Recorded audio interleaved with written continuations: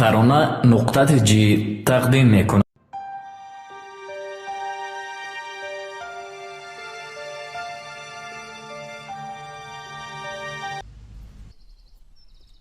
تقدیرمون به خونه‌ای که توش به دنیا میاییم بسته است.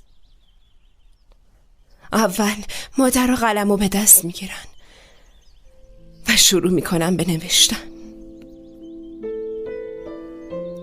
توی کتاب خوندم حتی مرد زندگی و همسر آیندمون به اون خونه بستگی داره. عجیب نیست؟ مادرت هم باشه در مورد آیندت اون تصمیم میگیره.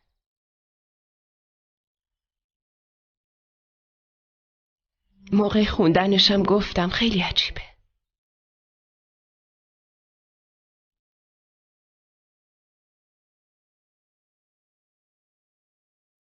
حالا تقدیر منو کدوم خونمو کدوم مادرم نوشته؟ زندگی که دارم کدومشون نوشته؟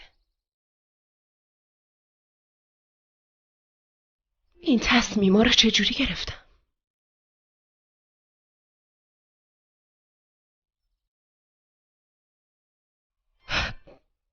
خواهش میکنم جواب این سوالمو بدین.